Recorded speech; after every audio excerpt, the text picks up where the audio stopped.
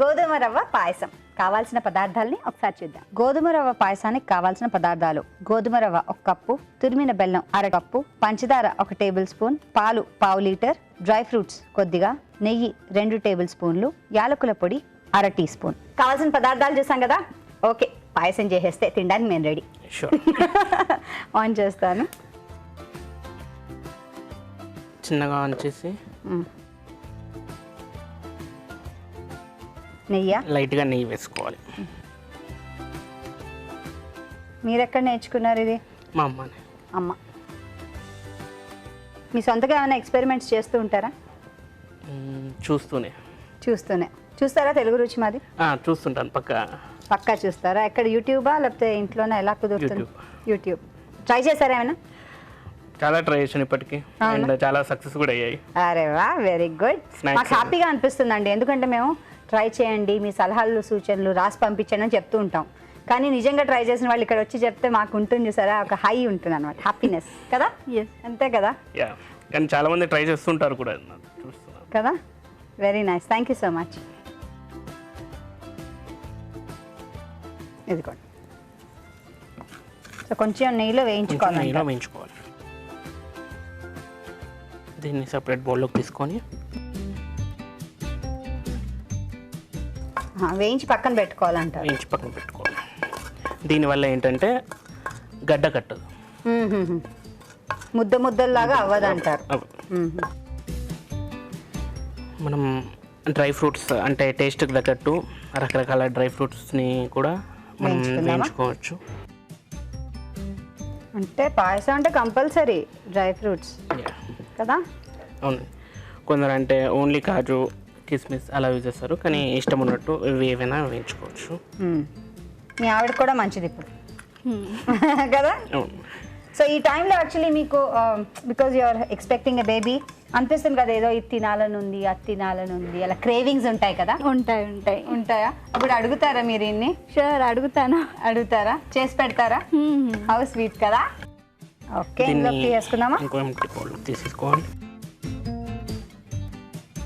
Next బెల్లంని పాకంలాగా చేసుకోవాలి. Water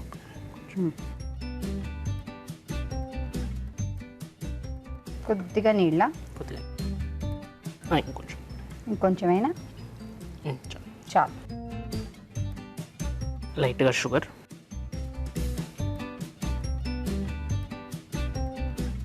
so ఇది first పాకం పట్టాలి.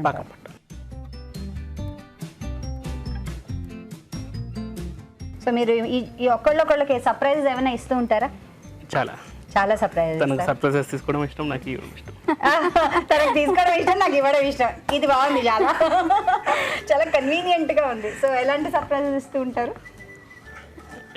ఎవ్రీథింగ్. ఈవెన్ మా ఫస్ట్ మీట్ అప్పుడు తనకు February 14th మేము ఫస్ట్ మీట్ అయ్యాం. Valentine's day. Wow, love is in the air. అప్పుడు ఏం ఇచ్చారు? Phone, Samsung S8. అరే వా, ఫోనా, వెరీ నైస్ గిఫ్ట్.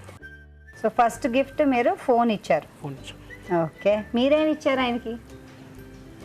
దానికి బ్లూటూత్ ఇచ్చా, మాట్లాడడానికి, కనెక్టివిటీగా. బాగుంది, ఈ ఐడియా చాలా బాగుంది. ఆయన ఫోన్ కొనిస్తే నేను ఆయనకి ఇయర్ ఫోన్స్ కొనిచ్చేలాగా ఉంది. బ్లూటూత్ ఇచ్చా. Very nice. సో పాకం అయ్యింది. నెక్స్ట్ మనం తీసుకున్న రవ్వ వేసాం, కలుపుతూ ఉండాలండి. దానివల్ల కొంచెం ఇంకా గడ్డ కట్టకుండా ఉంటుంది. కొంచెం వాటర్, కొంచెమైనా.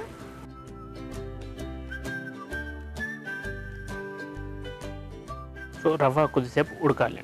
ఓకే, మూత పెట్టి ఉడకనిద్దామండి. ఓకే, సో వెయిట్ చేద్దాం ఒక 5 minutes. ఒకసారి చూద్దామా? ఉడికినట్టుంది. ఓకే, సో మామూలుగా ఉప్మా ఎలా ఉడుకుతుందో అలా. ఓకే, నెక్స్ట్ ఏం వేయాలి? దీంట్లో యాలకుల పొడి, ఓకే, డ్రై ఫ్రూట్స్ ముందుగా వేయించుకుని కలుపుకొని ఇప్పుడు పాలు పోసుకోవాలి.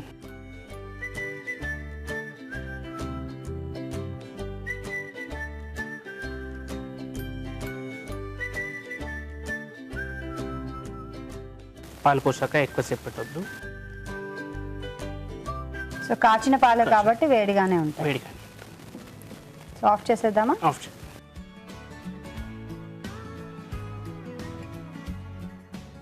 ఓకే, అయిపోయినట్టేనా? అయిపోయిందండి. సో బౌల్లోకి డిష్ అవుట్ చేసుకున్నాం అండి. షూర్. దీంట్లోంచి సర్వింగ్ బౌల్లోకి తీసుకోవాలి.